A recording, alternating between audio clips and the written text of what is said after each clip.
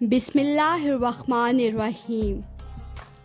سورج پوری آب و تاب سے چمک رہا تھا۔ سمندر کی ٹھنڈی ہوا کی وجہ سے گرمی کا احساس نہیں ہو رہا تھا۔ جزیرے کے لوگ عبداللہ سے کہانی سننے کے لیے جمع ہو رہے تھے۔ تھوڑی دیر میں عبداللہ اپنی جھونپڑی کی طرف آتا ہوا دکھائی دیا۔ اسی دوران میں سردار بھی چبوترے پر اپنی مخصوص جگہ پر بیٹھ چکا تھا۔ عبداللہ نے آتے ہی فضا میں ہاتھ بلند کیا تو لوگوں نے یہ دیکھ کر حیرت کا اظہار نہیں کیا، کیونکہ گزشتہ روز عبداللہ نے انہیں اس کا مطلب بتا دیا تھا۔ عبداللہ نے چبوترے پر سردار کے قریب بیٹھتے ہی بات کا آغاز اس طرح کیا۔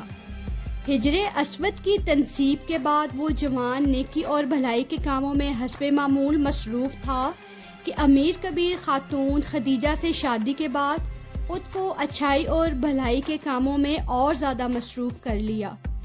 جوان کبھی اپنے ارد گرد کے ماحول کا جائزہ لیتا تو اسے چاروں جانب خرابیوں اور برائیوں کا احساس ہوتا۔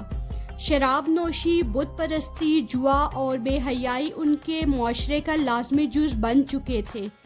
وہ یہ تو کہتے تھے کہ اللہ ایک ہے، لیکن ساتھ میں بتوں کی پوجا بھی کرتے تھے۔ انہیں اپنا مشکل کشا اور معبود سمجھتے تھے۔ مکہ شہر سے ان کی خرابیوں اور برائیوں کو کس طرح دور کیا جائے، اسی حوالے سے غور و فکر کرنے کے لیے جوان مکہ شہر سے چند کلومیٹر کے فاصلے پر ستو اور پانی لے کر ایک غار میں جانے لگا۔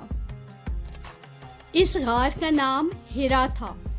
جوان اس غار میں کئی دن قیام کر کے اپنے ارد گرد کے ماحول پر غور و فکر کرتا اور سوچتا کہ زندگی کیا ہے، کائنات کیا ہے، کائنات کیوں تخلیق کی گئی، یہ سورج، چاند، ستارے اور یہ تمام چیزیں کیسے مارز وجود میں آئیں، زندگی کا آغاز کیسے ہوا۔ یہی وہ دن تھے جب وہ جوان غور و فکر کے ساتھ عبادت کو بھی لازمی سمجھنے لگا تھا۔ اس وقت جوان کی عمر 40 برس کو پہنچ چکی تھی۔ ایک دن کیا ہوا کہ جوان معمول کے مطابق غور و فکر میں مصروف تھا کہ اسے غار کے اندر کسی اور کی موجودگی کا احساس ہوا۔ جوان نے گھبرا کر ادھر ادھر دیکھا تو اسی دوران میں اللہ تعالیٰ کا پیغام پہنچانے والا فرشتہ جبرائیل ظاہر ہوا۔ اس نے آتے ہی جوان سے کہا، پڑھیے۔ جوان نے جواب دیا، میں پڑھنا نہیں جانتا۔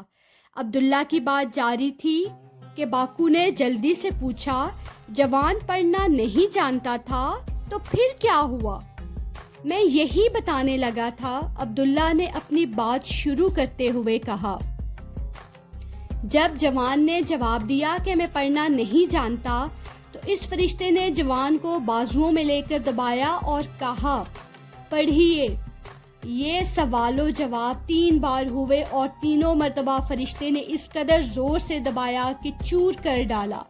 اس کے بعد فرشتے نے کہا، پڑھیے۔ اپنے رب کے نام کے ساتھ جس نے پیدا کیا، اس نے انسان کو ایک جمے ہوئے خون سے پیدا کیا۔ پڑھیے، اور آپ کا رب ہی سب سے زیادہ کرم والا ہے، وہ جس نے قلم کے ذریعے سے علم سکھایا۔ اس نے انسان کو وہ علم سکھایا جو وہ نہیں جانتا تھا۔ یہ کہہ کر فرشتہ واپس چلا گیا اور جوان عبداللہ کی بات جاری تھی کہ سردار نے کہا، میں نے تو کہانی کے شروع کے واقعات سن کر ہی کہہ دیا تھا کہ یہ کہانی کسی عام آدمی کی نہیں ہو سکتی، یہ تو بھگوان کے کسی اوتار کی کہانی ہے۔ آپ کا اندازہ درست ہے۔ جس جوان کی میں سرگزشت سنا رہا ہوں، ان کا نام محمد صلی اللہ علیہ وآلہ وسلم ہے۔ یہ نام ان کے دادا عبد المطلب نے رکھا تھا، جبکہ ان کی والدہ نے ان کا نام احمد رکھا تھا۔ آپ لوگ جان ہی گئے ہیں کہ جس داستان کا آغاز میں نے بچے سے کیا تھا، اب اس کی جوانی تک کے حالات و واقعات تک پہنچا ہوں۔ اب کہانی کے دوران میں اس جوان کو رحمت دو جہاں صلی اللہ علیہ وآلہ وسلم کے نام سے پکاروں گا۔ عبداللہ نے کہا، میں نے سنا ہے کہ مختلف زمانوں اور مختلف علاقوں کے بھگوان کے اوتار آتے رہے ہیں۔ تم جس اوتار کو رحمت دو جہاں صلی اللہ علیہ وآلہ وسلم کا نام دے رہے ہو، وہ تمہارے لیے تو رحمت دو جہاں ہو سکتے ہیں، ہمارے لیے نہیں، کیونکہ ہمارے تو اپنے دیوتا دیوی ہیں جن سے ہم ہر مشکل میں مانگتے ہیں۔ سردار نے عبداللہ کو بتایا، میں آپ لوگوں کو اللہ تعالیٰ کے آخری نبی کو رحمت دو جہاں صلی اللہ علیہ وآلہ وسلم ماننے کے لیے اصرار تو نہیں کیا، میں نے آپ لوگوں کی خواہش اور مطالبے پر رحمت دو جہاں صلی اللہ علیہ وآلہ وسلم کے حالات و واقعات پر مشتمل سچی کہانی شروع کی تھی۔ اگر آپ اسے مزید سننا نہیں چاہتے تو میں زبردستی نہیں سنا سکتا۔ جب تک کوئی بحری جہاز میری مدد کے لیے نہیں آتا، اس وقت تک آپ لوگوں کی شرط کے مطابق سمندری گھاس کی چٹائیاں بنا کر دیتا رہوں گا۔ یہ کہہ کر عبداللہ چبوترے سے اتر کر اپنی جھونپڑی کی جانب چل دیا۔ جزیرے کے سردار اور دوسرے لوگوں کے لیے عبداللہ کا یہ فیصلہ بہت غیر متوقع تھا۔